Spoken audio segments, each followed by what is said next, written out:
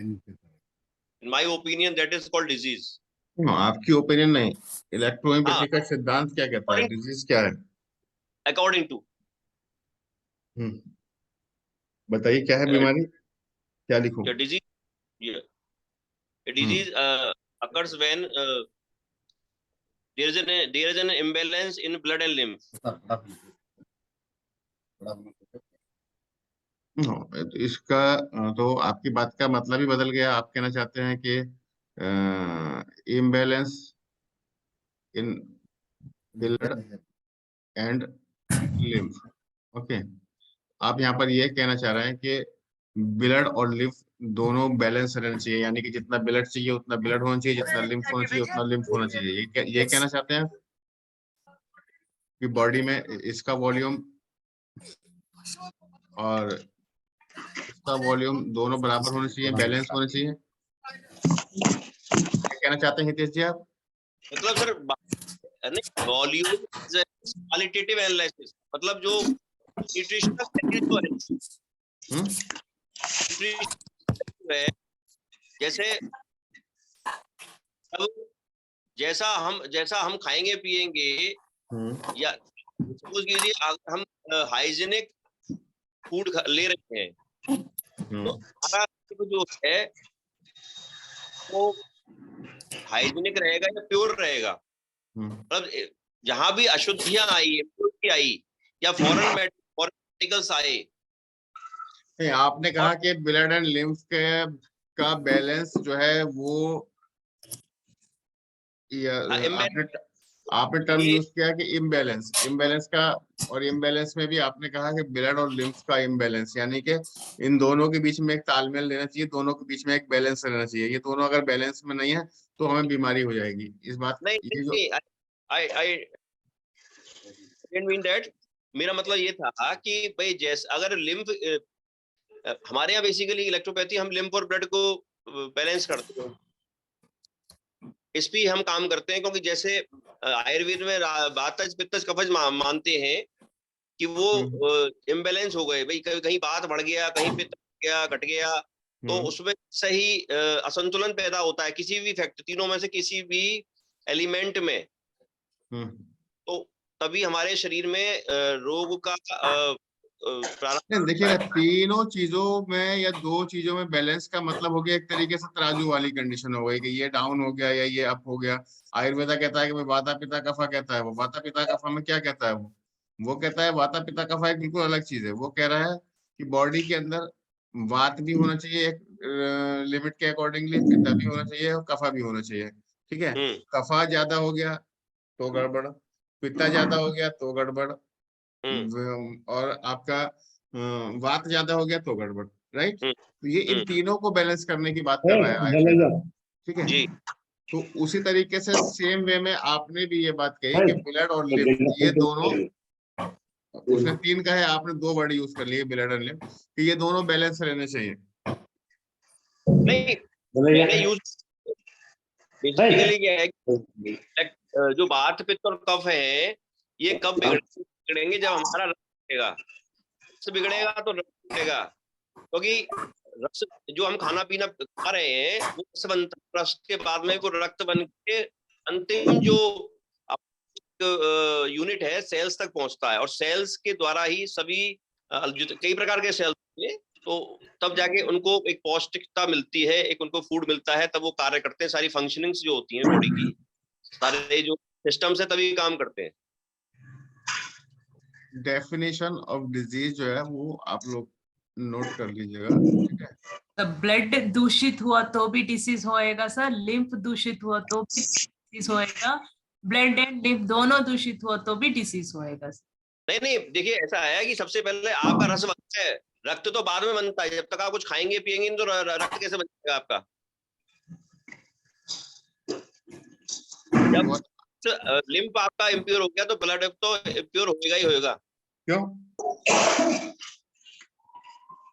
Vitiation of the blood or vitiation of lymph, और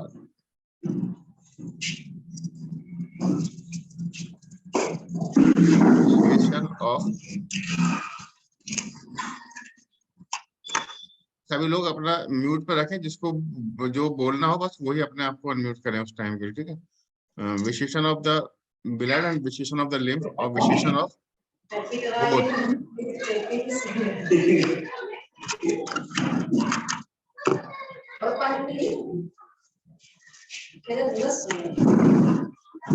अब्दुल करीम जी आप mute पे रहिए, आप बार बार अनम्यूट कर रहे हैं। विशेषण ऑफ लिम्फ और विशेषण ऑफ द ब्लड और बोथ इज डिजीज, ठीक है। ये इसका मतलब क्या हुआ कि ब्लड के अंदर कोई विशेषण हो जाए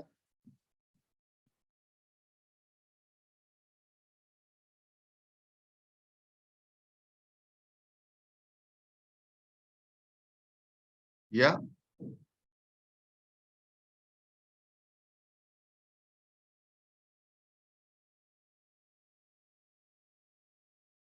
लिम्फ के अंदर कोई विशेषण हो जाए,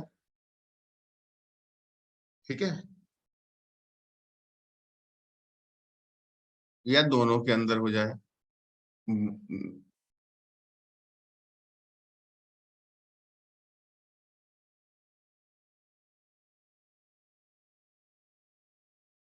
तो हम बीमार पड़ जाते हैं। क्या होता है?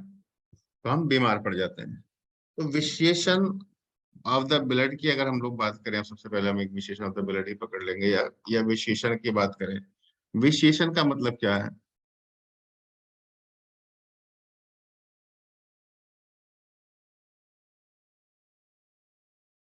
हम्म,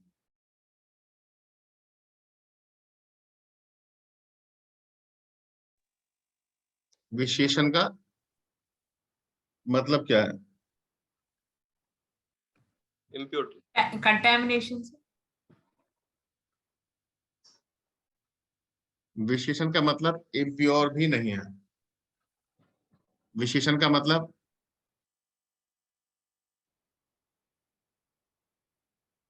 कंटामिनेशन भी नहीं है।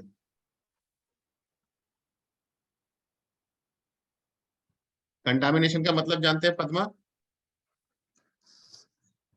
हाँ सर। क्या? कि कोई वो चीज अंदर चली जाए जो कि बाहर की हो और उसके अंदर की ना हो। हम्म, ठीक है, वही तो कंटामिनेशन कहलाएगा। दोबारा बताइए सर। कोई बाहर से कोई चीज अंदर चली जाए जो कि उसके अंदर की ना हो, that is the contamination. Okay.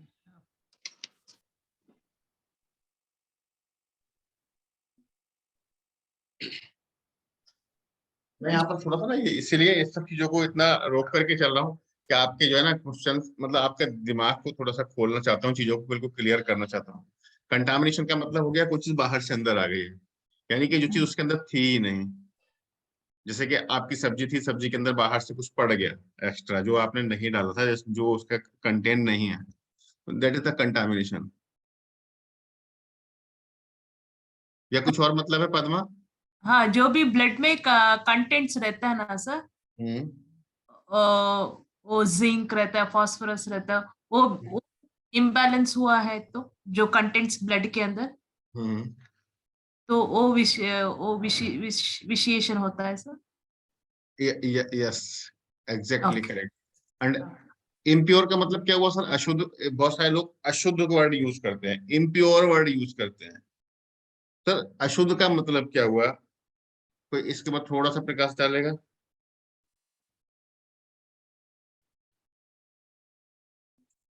चलेगा, आप मुझको बताइएगा। आपने, पद्मा जी, चाय बनाई, टी, टी के कंटेंट क्या है आपके? पानी, चाय पत्ती, दूध, शक्कर और आग। Water, milk, hmm, water, milk, tea powder, sugar, tea powder, ठीक है। और बॉईल बॉईल करने के लिए आग। वो उसको भी हम प्रोसेस में भी छोड़ देते हैं, हम एक और भी अच्छा। कोई बहुत सारे लोग मान लीजिएगा उसके अंदर हम जिंजर भी डाल देते हैं। अच्छा। 5 हमने ऐसे ये पूरे कर लिए, राइट। ओके। आप एक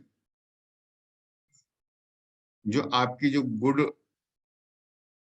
टी होगी उसके लिए क्या कैसी होनी चाहिए वो, जो कि एक अच्छी चाय है, ठीक है, एक टेस्टी चाय मिल बनाई है आपने, और उसके अंदर जितना भी मतलब ये सारी चीजें डालने थे कंटेंट डाल करके, और आपने एक टी तैयार कर लिया, राइट। हाँ सर। अब अगर किसी दूसरे व्यक्ति ने चाय बनाई है और उसने उस चाय के अंदर शुगर ज्यादा ऐड कर दिया, शुगर ज्यादा ज्यादा। ऐड कर दिया, तो वहां पर आप ये तो नहीं कह सकती कि भाई इस चाय में कोई कंटामिनेशन हो गया। Hmm. Yes sir, correct correct. क्योंकि जो उसका कंटेंट था वही तो कंटेंट थोड़ा ज्यादा हो गया है। हाँ। हम्म। हाँ। यहाँ पर आप ये तो नहीं टर्म यूज कर सकते कि चाय अशुद्ध हो गई, हाँ, नहीं नहीं यूज कर सकते। अशुद्ध चाय बनाई है आपने, इम्प्योर चाय बनाई है आपने। नहीं। हम्म। यहाँ पर आप ये कह सकते हैं कि चाय आपने अच्छी नहीं बनाई है, चाय का टेस्ट अच्छा नहीं है, लेकिन कंटामिनेशन, इम्प्योर, इस टाइप का टर्म आप यहाँ पर यूज नहीं कर सकते ना, ठीक है। और चाय अगर किसी ने बिल्कुल एकदम से बढ़िया चाय बनाई है जो कि आपको टेस्ट है बिल्कुल ठीक है, सारी चीजें मैच अच्छे से डाली है, उसके लिए क्या टर्म यूज करते हैं आप? बेस्ट टी, गुड टी, अच्छा है टी, बहुत अच्छा है। इसके लिए हम लोग स्टेडी स्टेट टर्म यूज कर सकते हैं। Study state. Oh. Correct term है। हाँ सर। ओके, तो मैटी जी ने भी इसको यूज किया था, राइट। दूसरी बात, आज तक सब लोगों ने कहीं ना कहीं बहुत सारी ब्लड की पैथोलॉजिकल रिपोर्ट तो देखी होंगी ना। Yes sir. उसमें कुछ ना कुछ आता है आपका, क्रिएटिनिन, यूरिया, हाँ, हीमोग्लोबिन, या TLC, DLC, eosinophilia, platelet, TLC, DLC, हाँ, इस्नोफिलिया, ये पीटी, सब। पीटी, ओटी, ये सब आता है ना, ठीक है। ये घटा हुआ भी हो सकता है या बढ़ा हुआ भी हो सकता है। क्या कोई कंटेंट ऐसा भी लिखते हैं कि ये ब्लड के अंदर होता ही नहीं है लेकिन तुम्हारे ब्लड के अंदर घुस गया है Padmavati?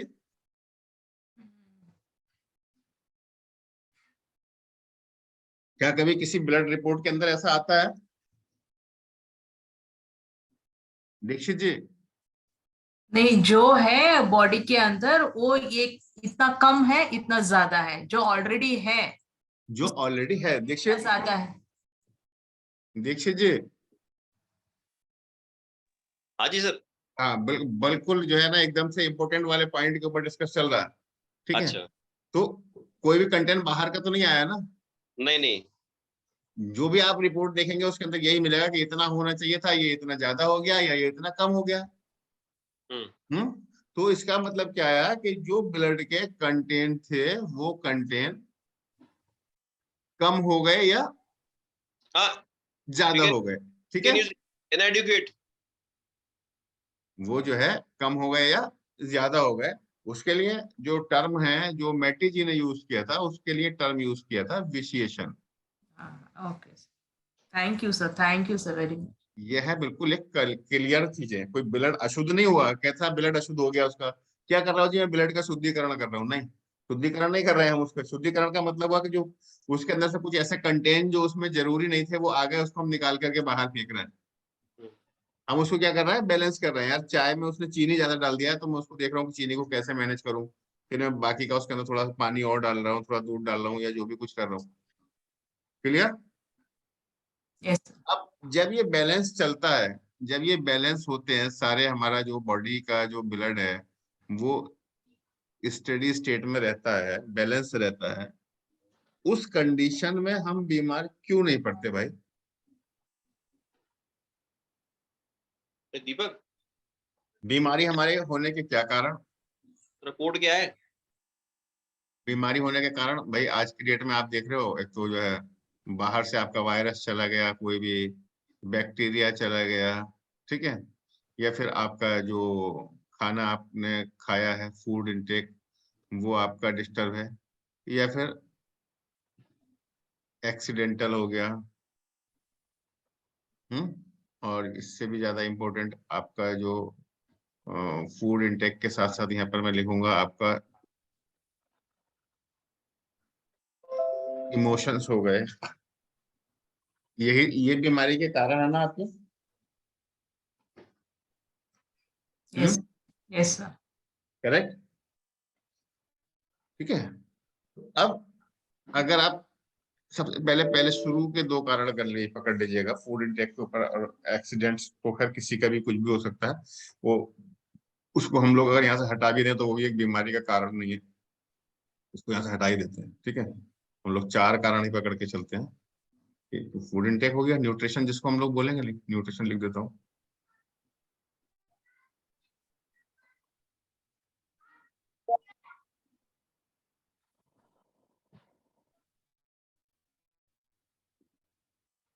Nutrition and fourth one is emotion. ठीक है सर, जब आपका ब्लड एंड लिम्फ बैलेंस था तो आप बीमार क्यों नहीं पड़े, इसका कारण क्या है? ये सब कुछ सही मात्रा में है, हम्म, इम्यूनिटी रहता है बॉडी के अंदर।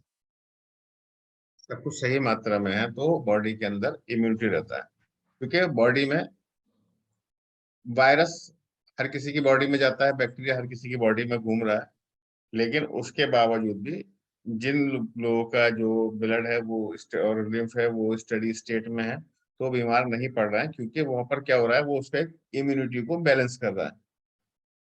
ठीक है, यस ये जो बैलेंस कर रहा है, कहाँ बैलेंस कर रहा है, वो सेल के ऊपर जाकर के बैलेंस कर रहा है।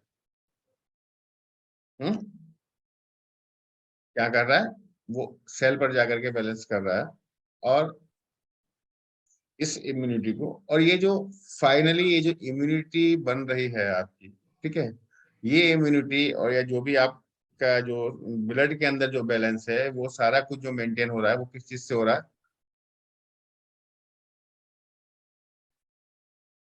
हीट, या आप कह सकते हो एनर्जी। क्या है, हीट या एनर्जी। मरने के बाद क्या होता है सबसे पहले, ठंडा हो जाता है बॉडी। ठंडा होना चालू होता है ना बॉडी। ठीक है, तो ये जो पूरा जो steady state of the blood है वो क्या कर रहा है, बॉडी के अंदर हमारी एक एनर्जी को मेंटेन रख रहा है, और जब ये एनर्जी हमारी मेंटेन है तो हम बीमार नहीं पड़ रहे हैं। करेक्ट, यस जब ये एनर्जी हमारी मेंटेन है तो हम बीमार नहीं पड़ रहे हैं। राइट। अब जैसे ही हमारी ये एनर्जी डिस्टर्ब होगी, ठीक है, ये एनर्जी क्यों डिस्टर्ब होगी, एनर्जी भी हमारी तभी डिस्टर्ब होगी जब हमारे ब्लड के अंदर विशिएशन स्टार्ट हो जाएगा। मान लीजिए कि ये जो हमारी एनर्जी है ये डिस्टर्ब होगी कहाँ से, विशिएशन से। यस विशेषण हो जाएगा तो फिर ये हमारी एनर्जी डिस्टर्ब हो जाएगी, एनर्जी डिस्टर्ब हो जाएगी, एनर्जी के डिस्टर्ब होते ही बैक्टीरिया वायरस सारे एक्टिव हो जाएंगे और हम जो बीमार हो जाएंगे। यस अब ये जो विशेषण हो रहा है, ये विशेषण किसके कारण हो रहा है, विशेषण को स्टडी स्टेट में लेकर के आने वाला कौन है, हमारे न्यूट्रिशन। न्यूट्रिशन नहीं, यहाँ पर हमारे हैं पांचों ये ऑर्गन या 5 एलिमेंट, फायर, अर्थ, मेटल,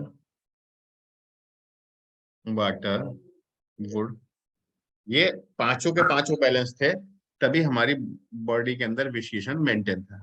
ठीक है, इसमें से कोई भी एक कम या ज्यादा हुआ तो हमारी बॉडी के अंदर, हमारे सॉरी ब्लड के अंदर विशेषण हो गया, विशेषण की वजह से हमारे ब्लड के अंदर जो था वो एनर्जी डिस्टर्ब हो गई, सेल के पास एनर्जी डिस्टर्ब हो गई सेल की, और बैक्टीरिया वायरस जो भी था वो एक्टिव हो गया।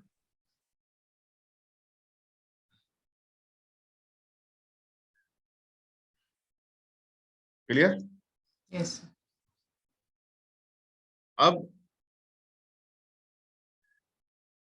हम लोग क्या करते हैं एलोपैथिकली, क्या करते हैं एलोपैथ में, क्या करना है एलोपैथ में, उनको करना है कि वायरस अगर डिस्टर्ब एक्टिव हो गया, बैक्टीरिया एक्टिव हो गया, तो वो क्या करेंगे, वो उसको सीधा सा जा करके बैक्टीरिया के ऊपर कोई एंटीबायोटिक मेडिसिन देंगे और वो उसको किल करेंगे या उसको फ्रीज करेंगे। यही तो करते हैं। यस। हमें क्या करना है, हमें सिर्फ ये करना है, कुछ नहीं करना, हमको ये देखना है कि हमें इस विशिएशन को कन्वर्ट कर देना है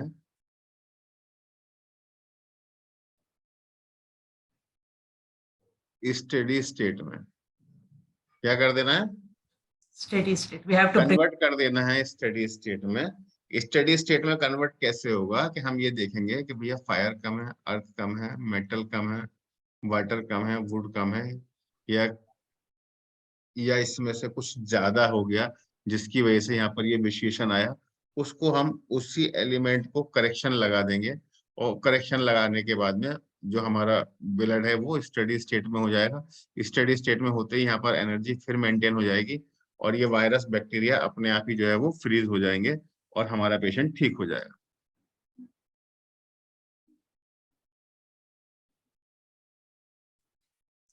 ठीक है। एलोपैथी के एंटीबायोटिक्स देते हैं ना सर, तब भी ब्लड विशेष हो जाएगा ना? वो यहाँ से काम कर रहा है और हम लोग जो है सीधा इसी रास्ते से आएंगे, जहाँ गड़बड़ी हुई थी वहीं पर ठीक करेंगे। ठीक है। अब प्रश्न उठेगा कि भाई मुझको क्या ठीक करना है, मेटल ठीक करना है, अर्थ ठीक करना है, फायर ठीक करना है, वाटर ठीक करना है, कौन सा ऑर्गन मुझको ठीक करना है। बस मुझको यही पता करना है कि मुझे कौन सा ऑर्गन ठीक करके इसको जो है ब्लड को स्टडी स्टेट में ला करके आना है। और ये जो ब्लड के अंदर विशिएशन आया है, ये विशिएशन किस एलिमेंट की वजह से आया है, ये हमको पता करना है कि विशिएशन जो हमारे ब्लड में हो रहा है, it's because of fire, because of earth, because of metal, because of water and because of would. किसकी वजह से ये विशेषण हुआ है, कौन सा एलिमेंट ज्यादा हो गया है या कम हो गया है जिसकी वजह से ये विशेषण हुआ है, उसी एलिमेंट को हम कम या ज्यादा कर देंगे। ठीक है।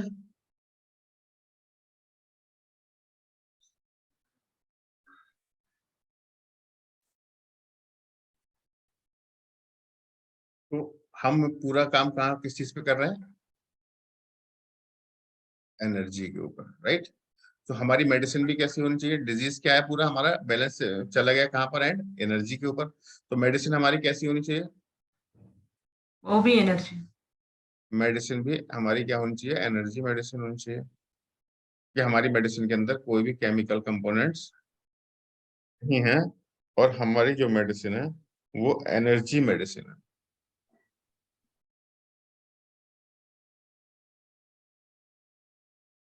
ठीक है। हमारी मेडिसिन क्या है, एनर्जी मेडिसिन है।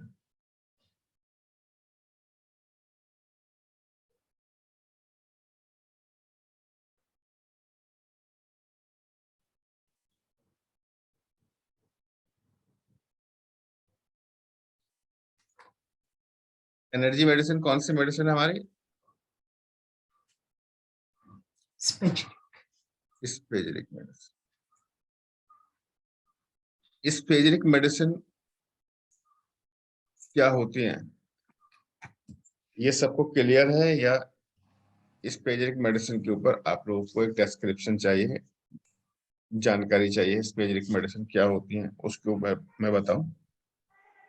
सर एक छोटा सा ब्लॉग दे देते, इसका भी थोड़ा और क्लियर हो जाता।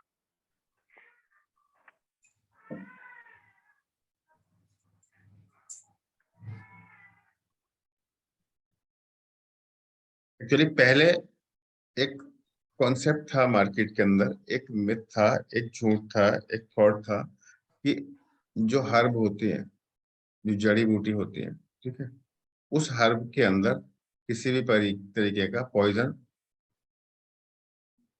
या टॉक्सिन नहीं होता है। हर्बल मेडिसिन टॉक्सिन फ्री होती है और पॉइजन फ्री होती है। ठीक है। उस समय एक साइंटिस्ट थे पैरासेल्सस।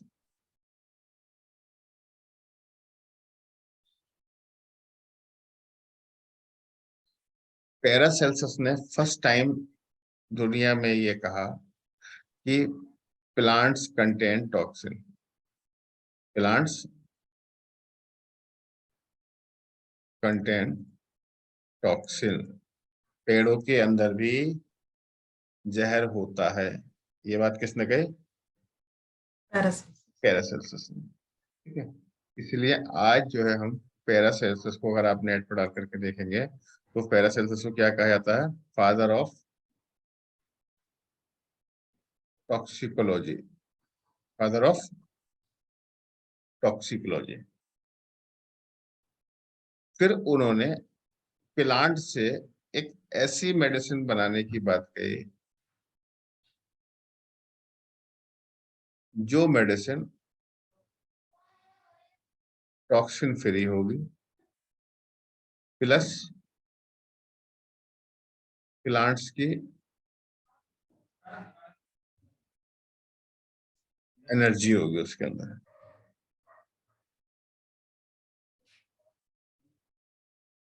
टॉक्सिन फ्री होगी एंड प्लांट्स की एनर्जी होगी। ठीक है, तो टॉक्सिन फ्री और प्लांट्स की एनर्जी को कलेक्ट करने के एक दवाई बनाने के लिए जो उन्होंने दवाई बनाने के तरीका इस्तेमाल किया और जो दवाई तैयार हुई, उन्होंने उस दवाई का नाम रखा अपने उस विधि का स्पेजरिक। क्या नाम रखा? स्पेजरिक। इसलिए उन्हें फादर ऑफ केमिस्ट्री भी कहा जाता है, father of toxicology and father of chemistry. Spagyric जो है का मतलब होता है,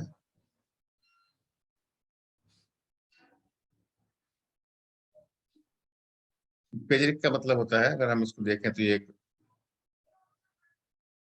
लैटिन वर्ड है। इसमें स्पे का मतलब होता है अलग करना, यानी कि सेपरेट करना, एंड जिरिक का मतलब होता है रीयूनाइट करना, दोबारा से उनको जोड़ना।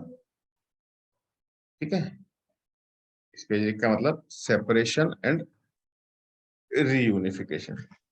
अब हम लोग सेपरेशन और रीयूनिफिकेशन क्यों करते हैं, या इस प्रोसेस को क्यों अपनाया उन्होंने?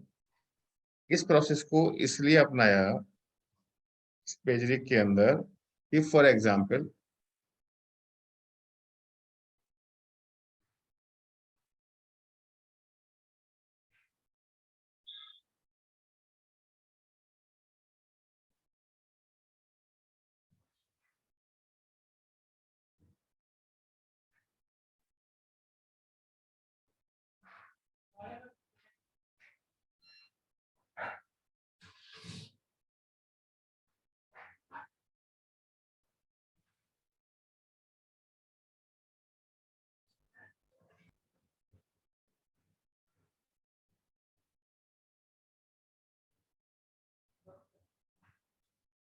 ये मान लीजिए कोई ग्रुप बैठा हुआ है।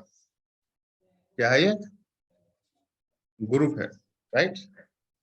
इस ग्रुप के अंदर कुछ लोग तो जो है ना, ये मैंने ग्रीन कलर से, ब्लैक कलर से, ब्लू कलर से बनाए हैं। ठीक है, ये लोग तो जो है वो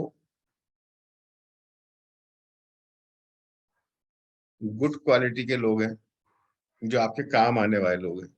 और जो मैंने रेड कलर से बनाए, ये मान लीजिएगा बैड क्वालिटी के लोग हैं, जो आपके काम नहीं आने वाले हैं, बल्कि आपको नुकसान देने वाले लोग हैं। राइट। अब आपको इसके अंदर जो काम आने वाले लोग हैं उनको यूज करना है, क्योंकि पूरे के पूरे को आप यूज करोगे, पूरा ग्रुप अगर आप भेज दोगे कहीं किसी काम से, तो पता चलेगा कि ये जो खराब वाले लोग हैं ये रास्ते में जाके कुछ ना कुछ नुकसान करके आ जाएंगे, और तुम्हारे जो सही वाले लोग हैं उनको भी बिगाड़ देंगे, और वहां पे जाके काम आपका खराब करके आएंगे। ऐसी कंडीशन में आपको क्या करना है? आप चाहते हैं कि ये जो रेड वाला ग्रुप है इसको मैं अलग करूं यहाँ से। इसके लिए आप क्या टेक्निक लगा सकते हो?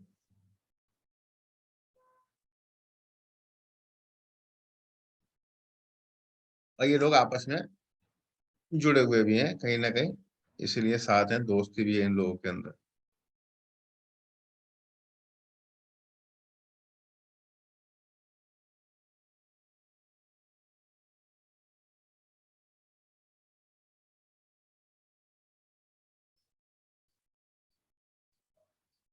जितने भी केमिकल होते हैं सबके अंदर आपस में बॉन्ड होते हैं ना, इनमें दोस्ती भी है आपस में।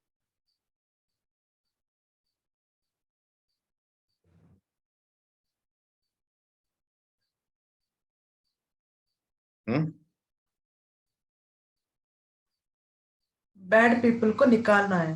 बैड पीपल को निकालना है, कैसे निकालें?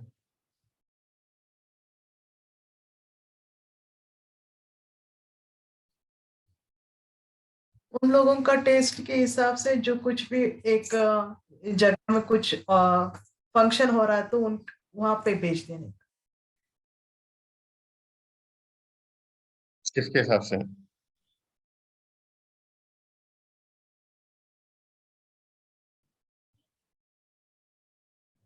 नहीं उनका नेचर बैड है ना, तो बैड के हिसाब से उनका जो टेस्ट रहता है वो उस तरफ भेज देंगे। तो ऐसा ऐसा तो हमारे पास कुछ नहीं है ना कि हम इनको इनको हम अलग नहीं निकाल सकते हैं यहाँ से। इसको निकालने के लिए अभी हमारे पास कुछ नहीं, क्योंकि आपस में ना बहुत ज्यादा ऐसी मित्रता है, ऐसी फ्रेंडशिप है कि वो उसको नहीं छोड़ेंगे। इनको लेकर के आएंगे हम तो साथ में ये इनको लेकर के आएंगे, क्योंकि इसके साथ में अटैच है, बॉन्ड है इनके साथ में।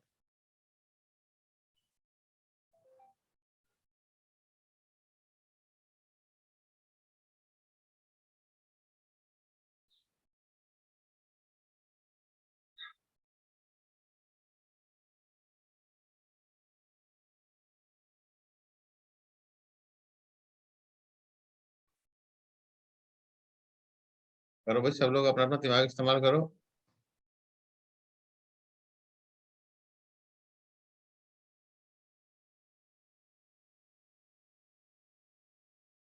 हम लोग इसमें क्या करेंगे, सबसे पहले ऐसे लोग यहाँ पर हम सबसे पहले क्या करते हैं, सेपरेशन स्टार्ट करते हैं। क्या करते हैं? सेपरेशन। सेपरेशन।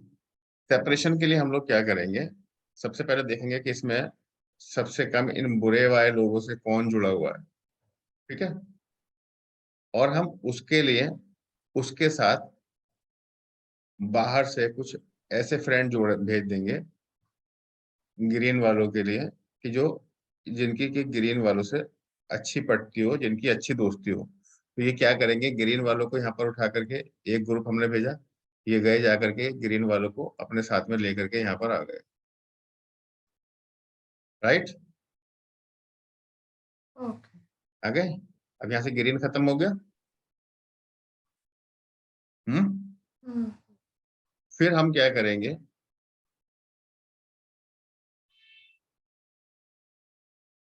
हमने ब्लू वालों के लिए किसी को भेज दिया, जो इनके फ्रेंड थे ब्लू वालों के, उनके कुछ फ्रेंड भेज दिए, जो कि मतलब ऐसे फ्रेंड भेज दिए कि जिसके पहुंचने के बाद में ये जो ब्लू थे, इन्होंने इसको रेड वाले को छोड़ दिया, यानी कि ये उसके उनसे भी ज्यादा खास थे। कभी तो छोड़ता है कोई बंदा किसी को? आप दो लोग साथ जा रहे हो, आपको कोई ऐसा बंदा मिल जाए जो उससे भी ज्यादा खास होगा, तो पहले आप उसको प्रेफरेंस देंगे और आप उसके साथ आ जाएंगे। राइट। हाँ हाँ। हमने ये ब्लू वाले भी इस तरीके से अपने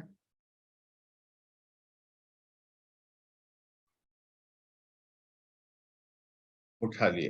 राइट। देन लास्ट में इनके ब्लैक वालों को रेड वालों के बीच में एक अच्छा कॉम्पोजिशन था, तो यहाँ पर लास्ट में हमने इनको जो था वो इन दोनों के अंदर बहुत ज्यादा लिंक था। ठीक है। फिर हमने किसी तरीके से फोर्स के साथ में इनका लिंक तोड़वा करके और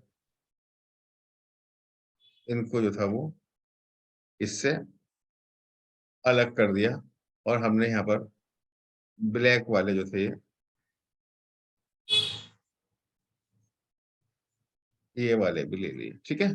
अब ये रेड वाला ग्रुप बाहर से ले आके अंदर वालों को अलग कर दिया।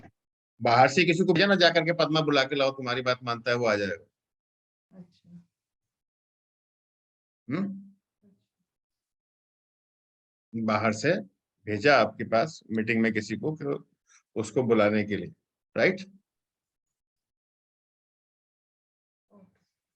अब ये हमारे पास तीनों लोग, ये तीनों टीम आ गई, अच्छी वाली आ गई, रेड वाला वहीं छूट गया। अब हमने इन तीनों को क्या किया, अलग अलग थे तीनों, इन तीनों को हमने मिला दिया कि भाई अब बिल्कुल जो है ना, ये हमारे पास एकदम से 100% जो है वो परफेक्ट टीम, 100% परफेक्ट टीम भी हमारे पास पहुंच गई। अब हम इस 100% परफेक्ट टीम से अपना जो भी काम लेना है वो लेंगे, ठीक है ना। तो ये जो हमने इनको अलग अलग किया, ये सेपरेशन हो गया। फिर इन तीनों को हमने एक साथ मिला दिया, ये हमारा रीयूनाइट हो गया। ओके, अब जो होगा क्या होगा, ये बिल्कुल प्योर हो गए और एनर्जेटिक हो गए, और अब हमें इनसे किसी भी तरीके का नुकसान की संभावना नहीं है, ठीक है। अब अभी और आगे चलते हैं। आजकल नॉर्मली लोग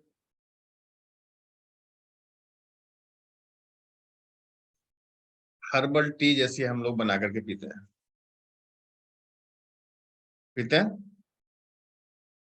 मान लीजिएगा हर्बल टी में आपने क्या क्या डाला, मुलेठी डाल दिया हमने, उसके अंदर हार्ट का ही परेशानी चल रही है, हमने अर्जुन भी डाल दिया, एक आध हमने उसके अंदर मान लो नीम डाल दिया। ये 3-4 हर्ब डाले, और हमने इसको टी कैसे बनाते हैं, हम इसके साथ में पानी में उबालते हैं ना। हाँ सर। अब जब हमने इसको पानी में पकाया, तो पानी के अंदर क्या होता है कि इन सब का जो एक्सट्रैक्ट है वो पानी में आ जाता है। यस। प्लस साथ में इसका वो मटेरियल भी पानी में घुल जाता है, कि जो इसके हैवी मेटल्स होते हैं वो भी पानी में घुल जाते हैं, और हम उसको कंज्यूम कर लेते हैं। हम्म हाँ सर, सब कुछ जो भी है प्लांट के अंदर लीव्स का सब छोड़ देता है। छोड़ देता है, वो हम सब पी जाते हैं, और राइट। कुछ भी है वो छोड़ उसमें देता उसमें कुछ खाने के भी मतलब कुछ हमारे लिए फायदेमंद भी था, और कुछ नुकसानदेह भी था, और कुछ ना नुकसान था ना फायदा था, राइट। है। यस। या फिर हम ऐसा नहीं करेंगे तो हम क्या कर रहे थे, हम उसका पाउडर बना लेंगे इन सबका। हम्म पाउडर बना के हम खा लेंगे। तो फिर हमने और भी ज्यादा इसका जितना ही पूरा कंटेंट था, 100% कंटेंट हमने इसका खा लिया। हम्म तो इसमें और ज्यादा मतलब जितने भी हमारे जो हैवी मेटल्स वगैरह थे सब थे, वो इसके अंदर आ गए, ठीक है। अब हम लोग स्पेजरिक के अंदर क्या कर रहे हैं, पैरासेल्सस ने क्या कहा कि नहीं भैया ऐसा इसको नहीं खाना है, जो काम की चीजें वो भी खा लेते हो, जो काम की नहीं है वो भी खा लेते हो, और इसकी वजह से जो है इसका आपका जो दवाई थी उसका प्रभाव भी कम पड़ रहा है। तो फिर क्या करना था, बोले भाई आपको इसका स्पेजरिक बनाना है। स्पेजरिक का मतलब जैसे उसने ये बताया कि इसमें से काम की चीज उठानी थी। तो काम की चीज हम कैसे उठाते हैं, काम की चीज उठाने के लिए हम लोग क्या करेंगे, मान लीजिएगा अब सबसे पहले हमने ये हर्ब ले लिए। अब देखिएगा वो जो मैंने अभी आपको एक पहले वो स्टोरी बताई थी, अभी मैं आपको इसको दूसरे प्रैक्टिकल में दिखा रहा हूँ।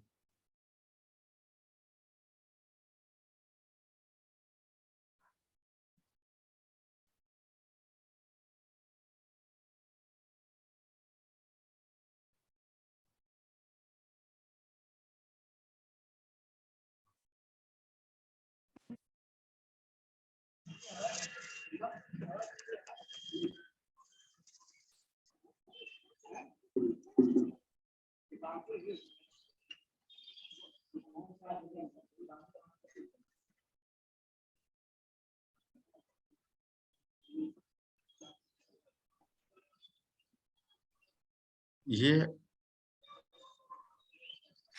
हमने ये एक फ्लास्क लिया, इस फ्लास्क के अंदर हमने पानी भर दिया। क्या करा,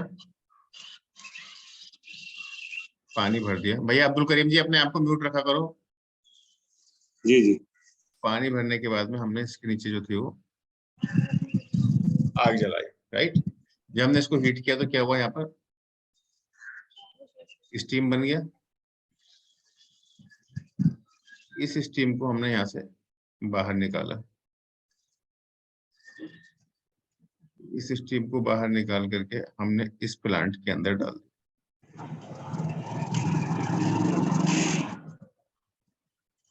इस स्टीम को हमने इस प्लांट में डाला। जब ये स्टीम इस प्लांट के अंदर पहुंची, ठीक है, तो इस स्टीम ने क्या काम करा, ये वाला जो मैंने बताया था ना, इन वाले हरे वाले लोगों को भेजा था यहाँ पर ग्रीन कलर को, इस स्टीम ने क्या काम करा, इस प्लांट का वो पार्ट जो कि इस स्टीम के अंदर घुल सकता था, यानी कि जो इसके फ्रेंड थे, फ्रेंड तो घुलेंगे, इस स्टीम का वो पार्ट जो कि इस प्लांट का वो पार्ट जो स्टीम में घुल सकता था। प्लांट पूरा का पूरा जो है, कभी भी सारी चीजें पानी के अंदर नहीं घुलती है ना, स्टीम में क्या है, वाटर है, सारा मटेरियल कभी भी वाटर में नहीं घुलता है, ठीक है। तो अब हमने जो था वो इसमें स्टीम पास कराई, और स्टीम से जो इसमें स्टीम के अंदर घुल सकता था वो पार्ट हमने यहाँ पर कलेक्ट कर लिया, ठीक है।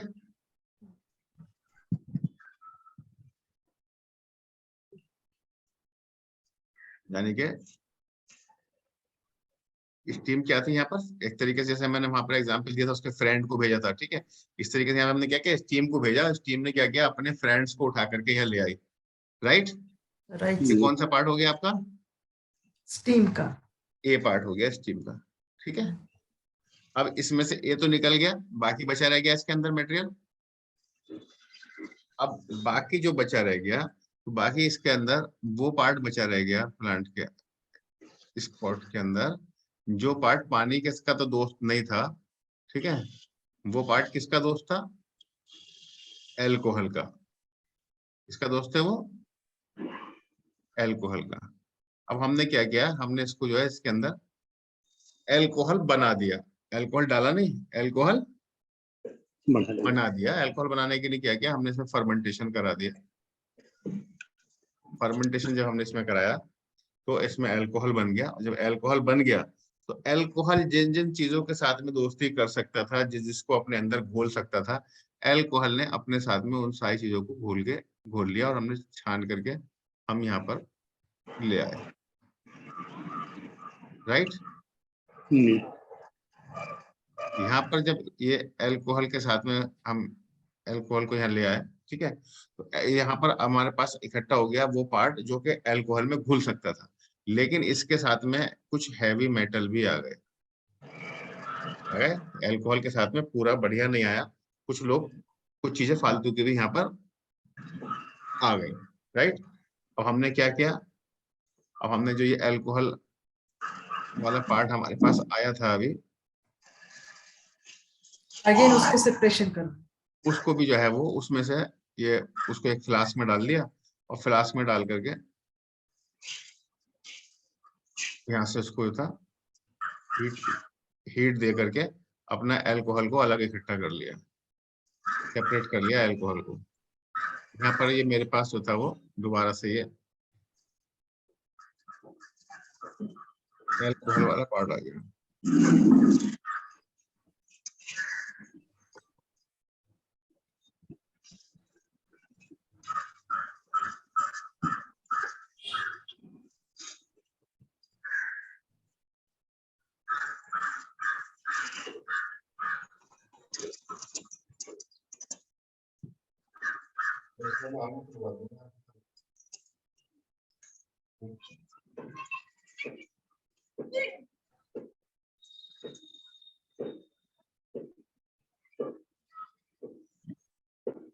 ठीक है भाई, अब हमारे पास ये आ गया प्लांट का बी पार्ट, ठीक है, जो कि अल्कोहल सोल्यूबल पार्ट था, जो कि अल्कोहल में घुल सकता था, राइट। अब यहाँ पर जो हमने इसको छाना, तो छानने के बाद में अभी हमारे पास ये हर्ब जो थी, ये वाली हर्ब, ये हर्ब अभी हमारे पास बाकी रह गई, ठीक है। इस हर्ब के अंदर भी अभी टॉक्सिन पार्ट है पूरा का पूरा, और इसमें अभी हमारे काम का भी है, मिनरल पार्ट भी है, साल्ट पार्ट भी है, ठीक है। अब हमने क्या किया, दोबारा से इस हर्ब को भी एक मफल फर्नेस में रख दिया। मैं अभी आपको दिखाऊंगा मफल फर्नेस कैसी होती है, ठीक है। इसके अंदर बहुत तेज आग जल रही होती है, लगभग 600 डिग्री सेंटीग्रेड का टेम्परेचर होता है, इसमें लोहा भी जो है पिघल जाता है। ठीक है, हमने इस मफल फर्नेस के अंदर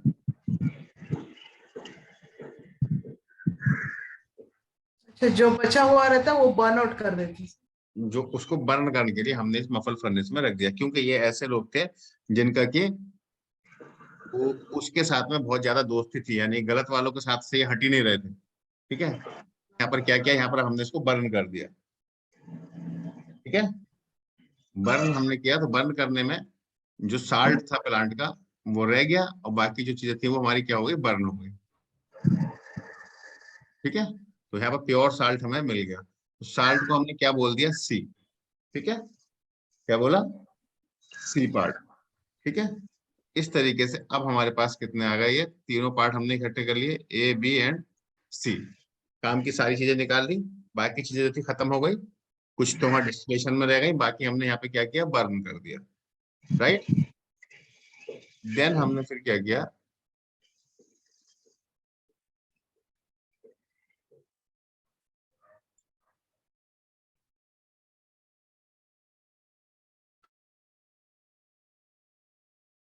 देन हमने क्या किया कि इन तीनों पार्ट्स को, ए बी और सी, इन तीनों को मिला करके कुछ टाइम के लिए रख दिया। और ये जब कुछ टाइम के लिए मिला करके रख दिया, क्योंकि तो पहले से ही अपने दोस्त थे, ये फिर सारे के सारे इकट्ठे हो गए और बढ़िया लोग सारे यहाँ पर इकट्ठे हो गए। और अब ये काम करने के लिए बहुत ज्यादा ताकतवर टीम हमारे पास मिल गई, एनर्जी है प्लांट की इसके अंदर। ठीक है, ये पूरा जो मटेरियल था ये हमारा क्या कहलाया, स्पेजरिक मटेरियल। ठीक है, और फिर हम इसकी जो डोज देते हैं, डोज हम उसकी इतनी माइन्यूट डोज देते हैं कि 1 ड्रॉप 1 डे के लिए एनफ होती है। कितनी, 1 बूंद दवाई 1 दिन के लिए हम इसको इस्तेमाल करते हैं। और लाइटर में तो हम 1 बूंद दवाई 1 हफ्ते के लिए भी देते हैं, और लाइटर में 1 बूंद दवाई 1 महीने के लिए भी देते हैं।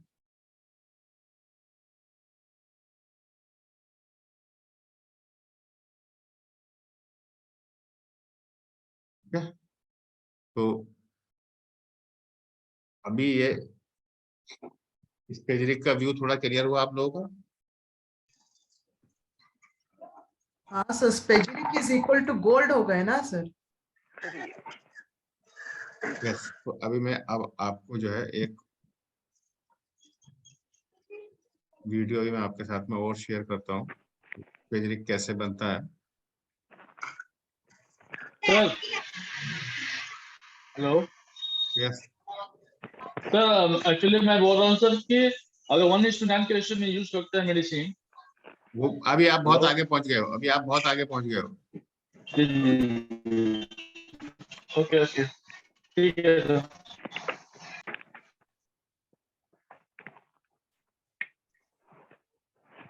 अभी तो हम इस इलेक्ट्रोहोम्योपैथी की मेडिसिन तक भी नहीं पहुंचे, अभी हम स्पेजरिक तक ही पहुंचे हैं।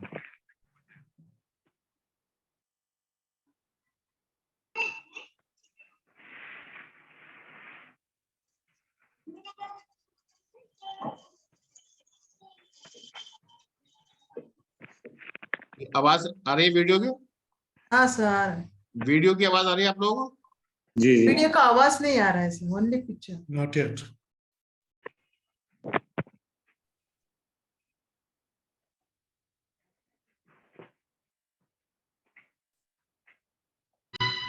अभी ओके स्टडी से पता ओके, चलता है कि हाँ, उसमें हम लोग डॉक्टर बुशरा जी भी वेलकम्स यू इन नेटजेस सर्वर।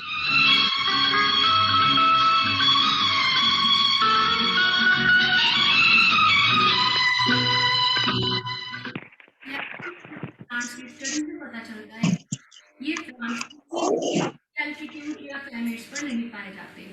ये 114 प्लांट अलग अलग एल्टीट्यूड्स और क्लाइमेट्स में पाए जाते हैं, जैसे कि कुछ हाई एल्टीट्यूड्स के प्लांट्स हैं, कुछ लो एल्टीट्यूड्स के प्लांट्स हैं। कुछ समुद्र तट में मिलते हैं तो कुछ मरुस्थल, कुछ पहाड़ों पर मिलते हैं, हम ये सारे फैजान एल्टीट्यूड पर सर्वाइव नहीं कर सकते। फैजान Region of plants, होएगा फैजान जैसे कि यूकेलिप्टस है, शिवा है यूकेलिप्टस है या नहीं, इसे हम शिवा कह सकते हैं। हम यहाँ नेचर सर्बल्स में ये हमारे टैक्सोनॉमी से प्रूव कराते हैं कि ये यूकेलिप्टस है।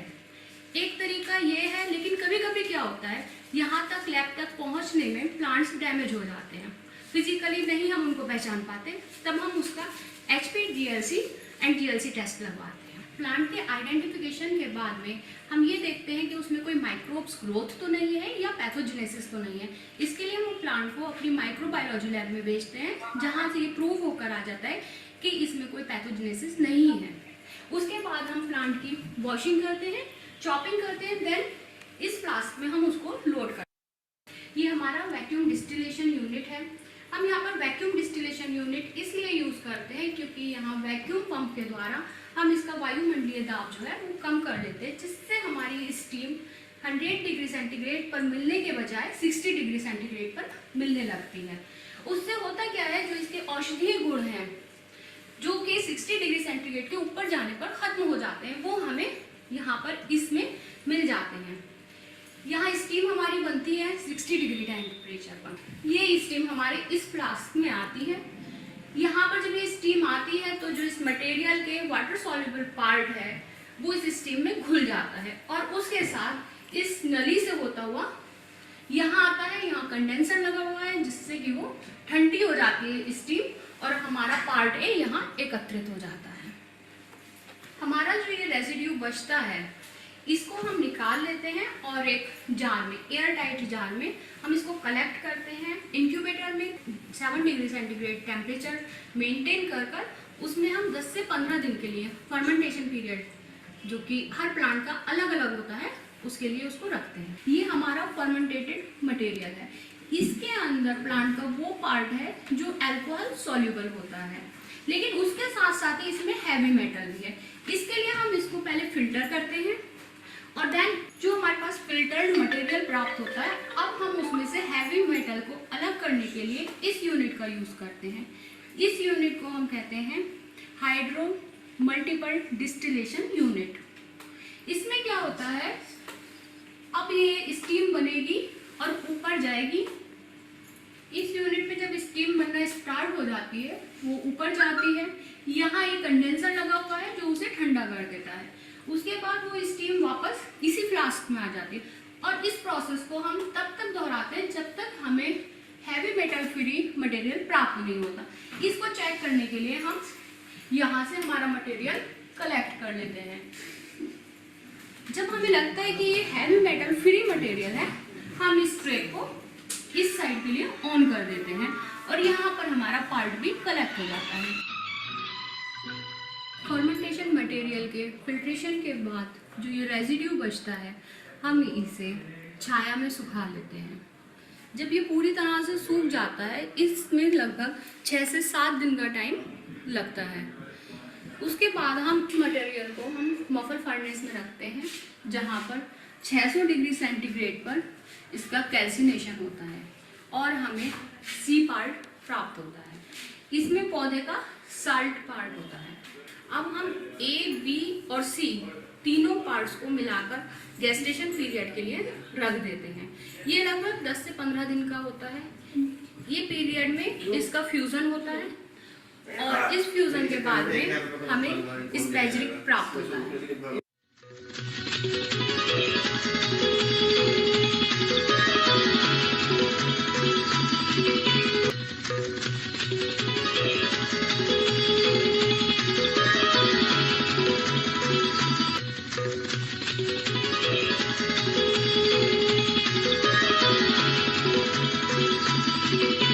Welcome doctors. I, Dr. Shams Tabriz Khan, welcomes you in the quality control lab. According to Dr. Count Cesarmetti, electropathy की दवाई जो है वो कलरलेस, ऑर्डरलेस और टेस्टलेस होनी चाहिए। ये हम पता करने के लिए फिजिकल टेस्ट लगाते हैं जिसके अंदर हम देखकर इसका कलर देखते हैं, इसकी ऑर्डर देखते हैं और फिर इसको टेस्ट करते हैं। इससे हमें पता लगता है कि दवाई जो है वो कलरलेस, टेस्टलेस, ऑर्डरलेस है। जब इससे मेडिसिन पास हो जाती है तब हम इसका पीएच टेस्ट लगाते हैं। पीएच टेस्ट में हम इसकी पीएच वैल्यू पता करते हैं। पीएच टेस्ट पास करने के बाद में हम इसको हैवी मेटल टेस्ट के लिए भेजते हैं। इसमें हमें पता लगता है कि इसके अंदर कोई भी हैवी मेटल प्रेजेंट है या नहीं है। जब ये हैवी मेटल टेस्ट पास कर देता है तो इसके बाद में हम इसका माइक्रोबियल टेस्ट लगाते हैं जिसके अंदर हमें ये पता लगता है कि इसके अंदर कोई भी फॉरेन पार्टिकल या कोई भी माइक्रो ऑर्गेनिज्म डेवलप तो नहीं हो रहा है या ग्रो तो नहीं हो रहा है। स्पेजरी से डाइल्यूशन बनाने के लिए हम इसमें स्टेरिलाइज वाटर यूज करते हैं, जो कि हमारी ही लैब में तैयार होता है। इसके बाद पैकेजिंग में भी हम स्टेरिलाइजेशन का पूरा ध्यान रखते हैं। हम जो बोटल्स यूज होती हैं वो भी पूरी तरीके से स्टेरिलाइज फॉर्म में यूज करते हैं, और वर्कर्स की हाइजीन का भी हम पूरा ध्यान रखते हैं।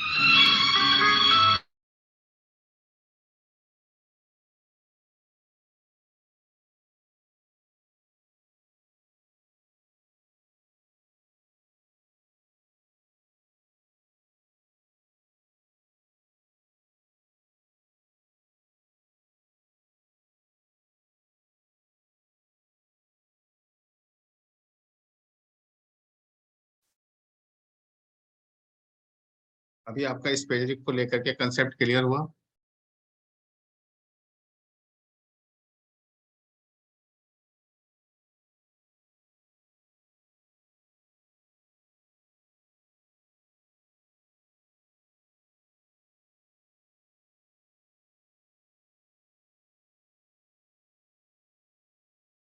कि हम लोग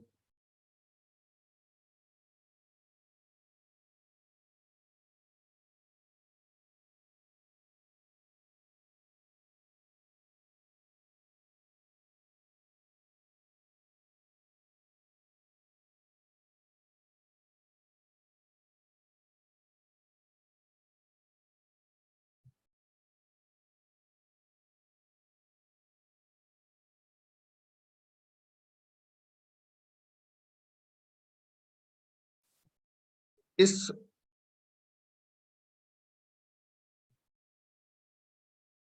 स्पेजरिक प्रोसेस किसने बनाया?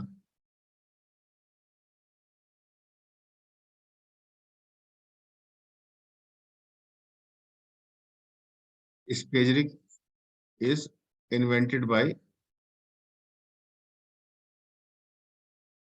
पैरासेल्सस। ओके, पैरासेल्सस की इस विधि को अडॉप्ट किया किसने? Doctor Count Cesare Mattei, right. Count Cesare Mattei ने इसको दवाई बनाने के इस प्रोसेस को अडॉप्ट किया। देन उन्होंने कुछ कॉम्प्लेक्स मेडिसिन तैयार की, जो कि हमारी 38 मेडिसिन थी, ठीक है। उसमें उन्होंने 114 प्लांट यूज किए,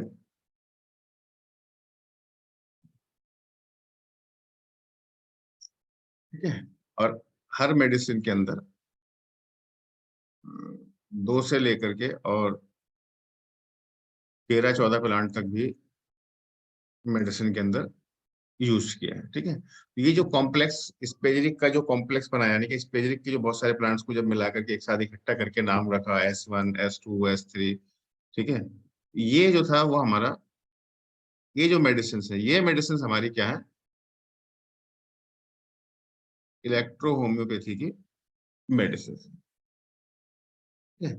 तो एक इलेक्ट्रोहोम्योपैथी की एक मेडिसिन के अंदर क्या है? बहुत सारे प्लांट्स का मिक्सचर है, बहुत सारे प्लांट्स का कंपोजिशन है, ओके। सो प्लांट्स की एनर्जी, एक इलेक्ट्रोहोम्योपैथी की मेडिसिन के अंदर क्या है? बहुत सारे प्लांट्स के कंपोनेंट्स हैं, बहुत सारे प्लांट्स के स्पेजरिक हैं, इसलिए बहुत सारे प्लांट्स की एनर्जी है।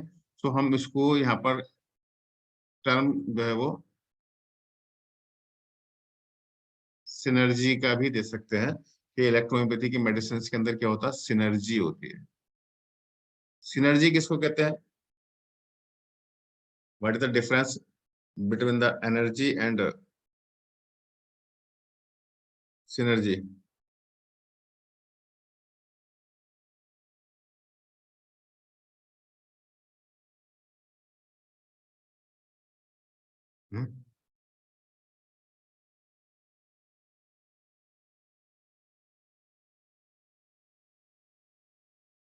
Group of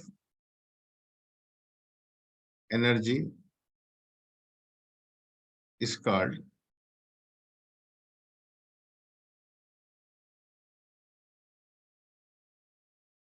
synergy. group of energy is called synergy.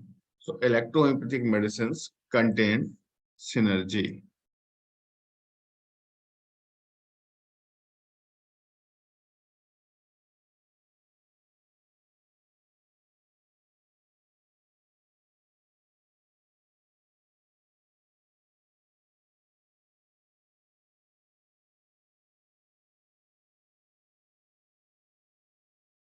Electroempathic medicines contain synergy, and it works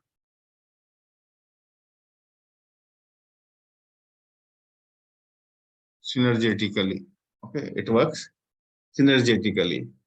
ठीक है, तो एनर्जी में और सिनर्जी में क्या मैंने डिफरेंस आपको बताया? एनर्जी जो होती है वो सिंगल है एनर्जी, और ग्रुप ऑफ एनर्जी क्या है? वो सिनर्जी है। जब अगर मान लीजिए किसी काम को करने के लिए, किसी चीज को करने के लिए मान लो पद्मा को अकेले भेजा हुआ है, और एक काम को करने के लिए मैंने सारे के सारे लोगों को आपको भेज दिया, 10 लोग भेज दिए यहाँ से कि भाई जाओ जा करके ये वाला काम करके लेकर के आना, सब लोग ये काम करके लाओ। तो जो काम अकेले पद्मा करने के लिए गई हैं वो ज्यादा अच्छा होगा, या मेरा नाम राजीव कुमार है और मैं अभी आपके साथ में एक स्क्रीन कैल्सिनेशन वाले पार्ट की स्क्रीन और शेयर कर रहा हूँ कि कैल्सिनेशन किस तरीके से करते हैं मेडिसिन का। मेरे वीडियो डाउनलोड नहीं हो पाया था, मैंने अभी डाउनलोड किया है इसको।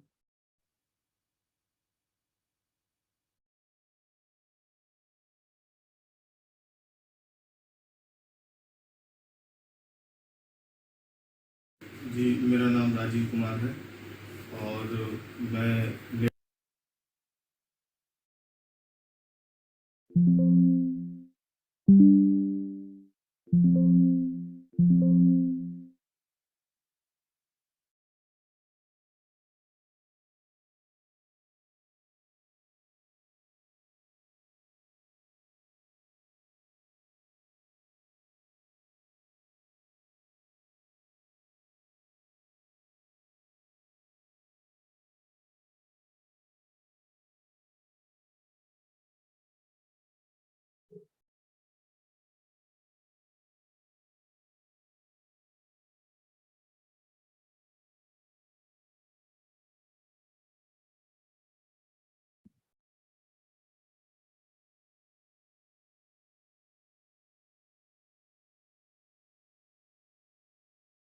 अभी आवाज स्क्रीन शेयर हो रही है आपके साथ में? Screen is visible, yet to be played. Okay. Now it's audible. हेडजिया सर्विस में Oh yes, it's audible. और माइक्रोबायोलॉजिस्ट वर्किंग कर रहा हूँ। और मैं बताना चाहूँगा कि मतलब जो है हम फर्मेंटेशन के बाद जो हमें मटेरियल मिलता है, जो भी हमारा फर्मेंटेड मटेरियल होता है, उसको हम फर्मेंटेशन के बाद ड्राई करने के लिए हॉट एयर ओवन में ट्रांसफ़र करते हैं। इसमें कितना टेम्परेचर देते हैं हॉट एयर ओवन का? इसमें सर हर्ब्स के अकॉर्डिंग हम उसको टेम्परेचर प्रोवाइड कराते हैं। जैसे हम 100 डिग्री टू 200 डिग्री सेंटीग्रेड तक उसको इसमें करते हैं, ड्राई करते हैं। वो हर की जो है प्रॉपर्टीज़ के ऊपर डिपेंड करता है। हर प्लांट की एसओपी अपने आप की अलग अलग जी बिल्कुल, सब अलग अलग होती है, सबके लिए अलग अलग टेम्परेचर, सबके लिए अलग अलग होती है, क्योंकि सब में जो है न्यूट्रिएंट जो हमें जो सॉल्ट चाहिए वो सब अलग अलग होते हैं सब में, तो इसलिए टेम्परेचर भी सबका अलग अलग डिस्क्राइब है, जो हमारी क्या कहते हैं जो फार्माकोपिया उसके अंदर। तो उसके बाद सर जो ड्राई कर लेते हैं यहाँ पर मटेरियल, वो ड्राई करने के बाद हम यहाँ पर जो है इसको मफल में ट्रांसफ़र करते हैं फिर इसकी ऐश बनाने के लिए। और ऐश से जो हम इसका सॉलिड पार्ट होता है, यानी जो इसकी अंदर जो सॉल्ट होता है, वो हम जो है निकालने के लिए हम इसको यूज़ करते हैं। और इसको सिर्फ हॉट एयर ओवन को हम सिर्फ इसीलिए यूज़ नहीं करते कि मतलब जो है ये ड्राई करने का काम करता है, ये एक तरह का हीट स्टेलाइजर भी है। अगर हॉट एयर ओवन है क्योंकि इसके अंदर एयर होती है हॉट, तो उससे हम जो हमारे इक्विपमेंट्स वगैरह हैं उनको हम जो है स्टेलाइज करने के लिए भी हम उसको यूज़ कर सकते हैं। और मैं दिखाना चाहूँगा आपको, तो अभी मैंने इसको जो है 700 डिग्री पे सर सेट कर रखा है। मैं इसके अंदर कुछ और बता रहा हूँ।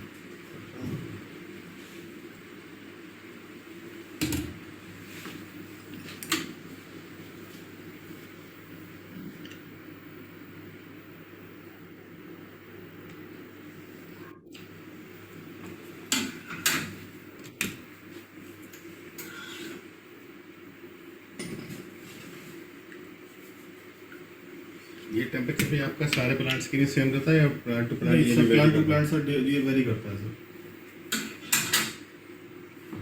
एक प्लांट के एश तैयार करने में कितना टाइम लग जाता है? सर वैसे तो जनरली जो है जो हम जब इसका टेम्परेचर सेट करते हैं तो हर प्लांट के एसओपी के अकॉर्डिंग जो है उसका जो है टेम्परेचर अलग है सेट है। तो कुछ प्लांट जो है जो कम जैसे हार्ड मटेरियल जिनके अंदर कम होता है तो वो जो है 600 डिग्री तक वो जो है उनकी हमें जो प्रॉपर एसओपी है वो मिल जाती है। लेकिन जिनके अंदर हार्ड मटेरियल ज़्यादा होता है वो 700 डिग्री तक जाते हैं और करीब उसको हमें 1 से 2 घंटे इसमें जो है रखना होता है होल्ड टेम्परेचर पर।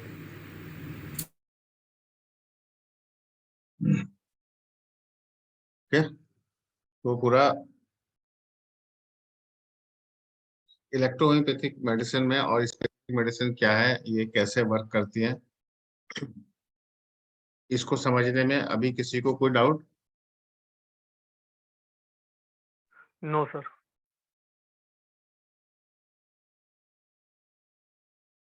कोई क्वेश्चन आज की क्लास के रिगार्डिंग आप लोगों के?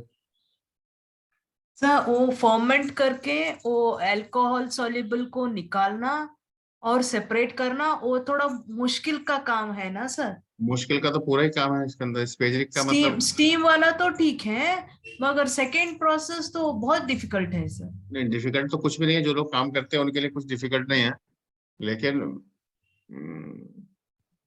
ये पूरा का पूरा एक जो प्रोसेस है तो एक डिफिकल्ट प्रोसेस तो है। इसको बहुत ज्यादा चीजों को केयरफुली और एक्सपीरियंस की जरूरत है।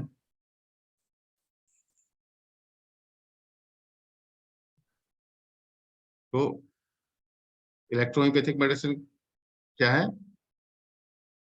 These medicines are the work synergetically energy medicine of the काम करता है वर्क सर। सिनर्जेटिकली। ओके, तो जब सिनर्जेटिकली वर्क करता है तो इसलिए जो है, जब कोई चीज सिनर्जेटिकली वर्क करेगी, मान लीजिएगा किसी काम को करने के लिए सिर्फ पद्मा को भेजा है तो वो एक बार को वो काम मिस हो सकता है ना।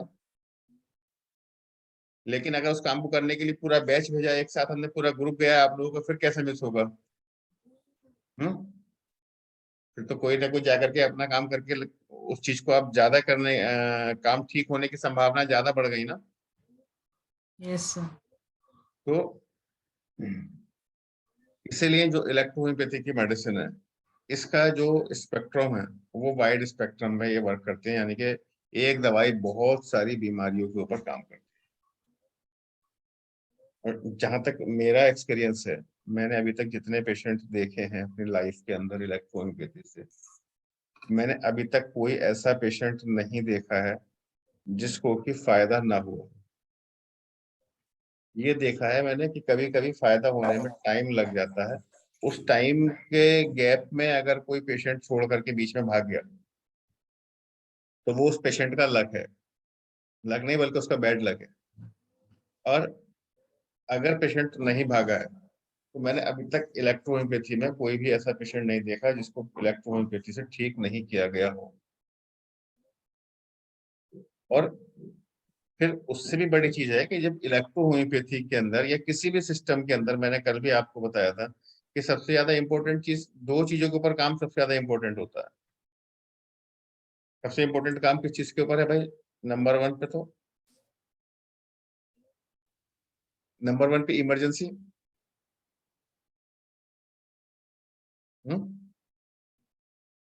Number 2 acute.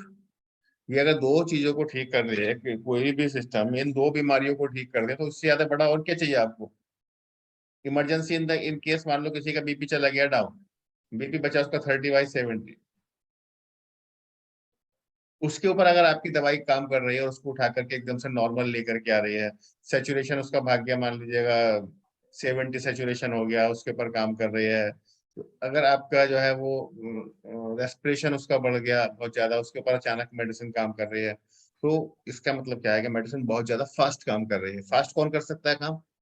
सिर्फ एनर्जी ही फास्ट वर्क कर सकती है ना, इतना फास्ट ही वर्क कर रही है। प्लस एक्यूट केस, मान लीजिए अगर लूज मोशन हो गए जिसमें पेशेंट वेट नहीं कर सकता, फीवर हो गया, वॉमिटिंग हो गया, हाई बीपी हो गया, लो बीपी हो गया, इन सारी, कफ हो गया, इन सारी एक्यूट कंडीशंस के अंदर भी आपकी मेडिसिन जो है वो रेस्पॉन्स कर रही है। जब इन एक्यूट कंडीशंस के अंदर मेडिसिन रेस्पॉन्स कर सकती है सर, तो क्रॉनिक कंडीशंस के अंदर तो रेस्पॉन्स करने की बात बहुत छोटी सी होगी।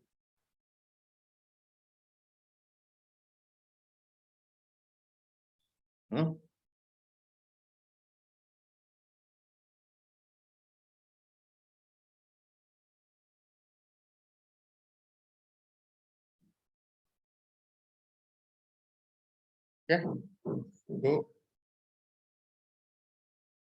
नेक्स्ट क्लास में डिस्कस करेंगे कि 5 एलिमेंट क्या है, और अभी हम लोग 5 एलिमेंट्स के ऊपर चलेंगे। अभी को मैंने जस्ट आपको एक इंट्रोडक्शन दे करके चीजों को समझाने का प्रयास किया है कि आप सब्जेक्ट को समझो कि सब्जेक्ट क्या है। मेरे हाथ में मेडिसिन है, तो वो मेडिसिन क्या है, वो उसी टाइप का तो काम करेगी।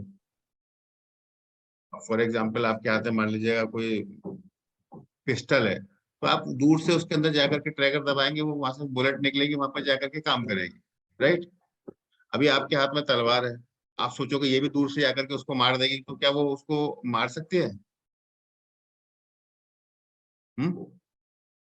नहीं ना। तो आपको समझना पड़ेगा कि हमारी मेडिसिन के अंदर क्या है, उसी के अकॉर्डिंगली हमारी मेडिसिन काम करेगी, उसी के अकॉर्डिंगली हमको मेडिसिन को देना चाहिए।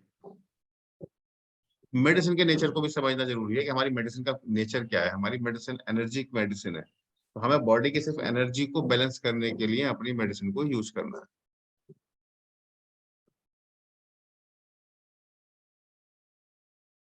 क्या? तो एनी डाउट? नहीं सर, आज बहुत अच्छा से समझ में आया। मैंने प्रयास किया आप लोगों को समझाने का कि चीजें क्लियर हो। परमानंद जी, परमानंद क्या नाम है आपका? परमानसा जी, विक्टोरिया हॉस्पिटल। जी सर, नमस्कार जी। नमस्कार। हाँ जी सर, आज मैं सफर में हूँ, थोड़ा सुनाई कम दे रहा है यहाँ। ओके, वैसे मैं अटेंड कर रहा हूँ क्लास को। ओके, कोई बात नहीं। बाकी लोगों को सुनाई दे रहा है? जी सर, कैसे? बाकी लोगों का सबका आपको आवाज आ रहा है? Yeah, it's very clear. आवाज कम सुनाई दे रही है सर। एक्चुअली अभी किसका मैसेज था? जफर अहमद को भी आवाज कम सुनाई दे रही है।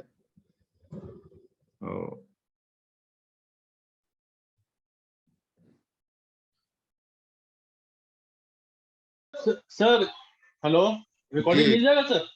रिकॉर्डिंग तो डेली ही मैं डाल रहा हूँ, पिछले वाले क्लास का रिकॉर्डिंग भी डाल दिया था।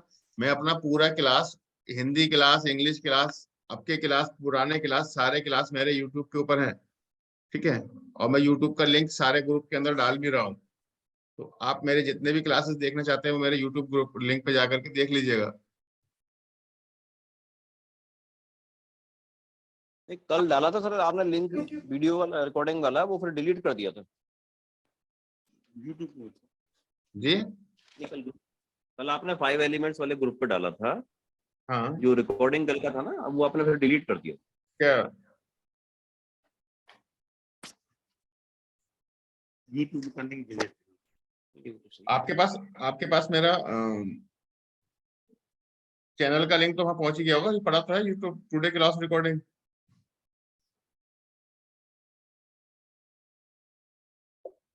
सर नमस्ते सर। यस, मैं दोबारा भी डाल देता हूँ। बाकी तो यूट्यूब चैनल हुदा इलेक्ट्रो होम्योपैथी करके यूट्यूब चैनल है, उसके ऊपर जैसे ही आप जाएंगे वहां पर मेरे सारे वीडियोस आपको मिलने वाले हैं। इस नाम से जब आप ये लिंक खोलेंगे कोई आप मेरा, तो आपको यूट्यूब चैनल पे पहुंच जाएंगे ना, हुदा इलेक्ट्रो होम्योपैथी।